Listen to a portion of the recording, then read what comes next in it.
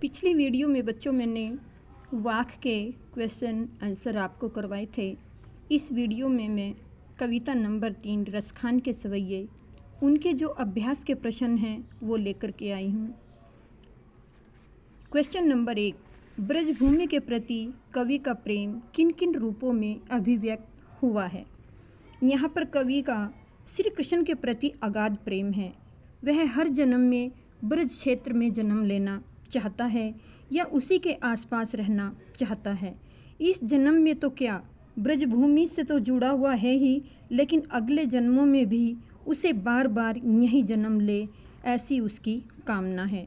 यदि वह मनुष्य का जीवन ले तो ब्रज क्षेत्र के गोकुल के बीच में ही उसका जन्म हो।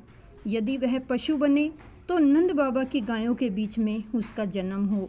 यदि वह पत्थर बने तो उस गोवर्धन पर्वत का पत्थर बने जिसे श्री कृष्ण ने अपनी अंगुली पर उठा लिया था।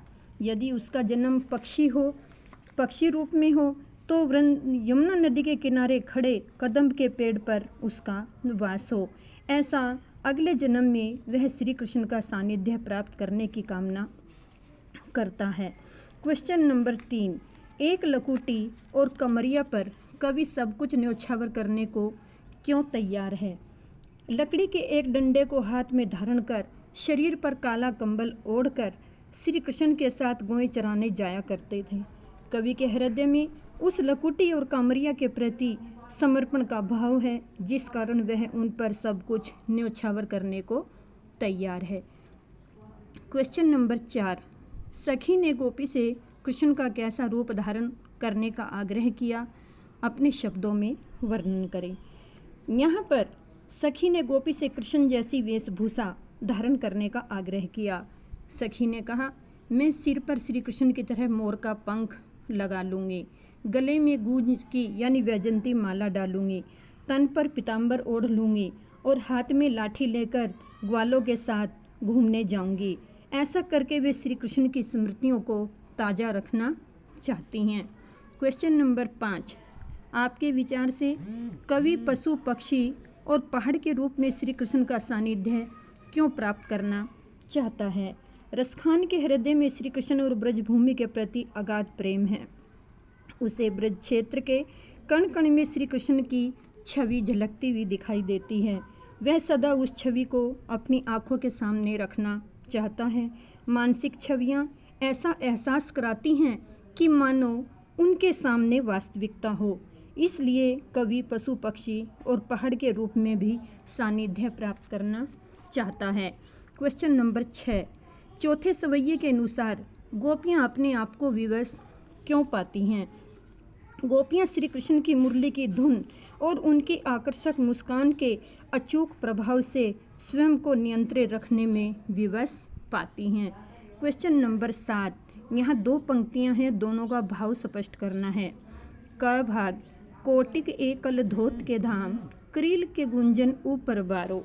निम्न पंक्ति में रसखान ब्रज क्षेत्र की कांटों भरी क्रील की जो झाड़ियाँ होती हैं उनसे बनी हुई झोपड़ी यदि मुझे ब्रज क्षेत्र में रहने को मिल जाए तो मैं उनके ऊपर अपने सर्वश्रेष्ठ और सुंदर महलों को भी त्याग दूंगा।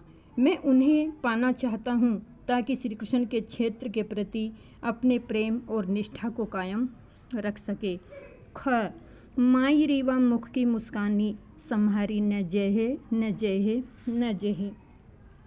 गोपियाँ श्री कृष्ण के मुख की मंद मंद मुस्कान पर इतनी मुग्ध हो चुकी हैं, वे कहती हैं कि हे माँ, श्री कृष्ण के मुख की जो मुस्कान है वह हमसे संभाली नहीं जाती नहीं जाती नहीं जाती, क्योंकि वे अपने आप को विवश पाती हैं। क्वेश्चन नंबर 8, कालिंदी कुल कदम्ब के डारन में कौन सा अलंकार है। यहाँ पर बच्चों क बार बार प्रयोग हुआ है, इसलिए यहाँ पर अनुप्रास अलंकार है। क्वेश्चन नंबर 9, या मुरली मुरली धर की अधरान धरी अधरान न धरूंगी। इसका काव्य सौंदर्य स्पष्ट करना है। निम्न पंक्तियों में मुरली मुरलीधर यहाँ पर अनुप्रास अलंकार है। भाषा ब्रज भाषा, सरल सहज भाषा का प्रयोग हुआ है। तत्सम शब्दों का भी प्रयोग हुआ है। ये क्वेश्चन नंबर आपके जो 9 थे यहाँ पर अभ्यास वाले हैं। अब 2 क्वेश्चन आते हैं आपके अभिव्यक्ति और माध्यम के। प्रस्तुत सवैयों में जिस प्रकार ब्रजभूमि के प्रति प्रेम अभिव्यक्त हुआ है, उसी तरह आप अपनी मातृभूमि के प्रति अपने मनोभावों को अभिव्यक्त कीजिए।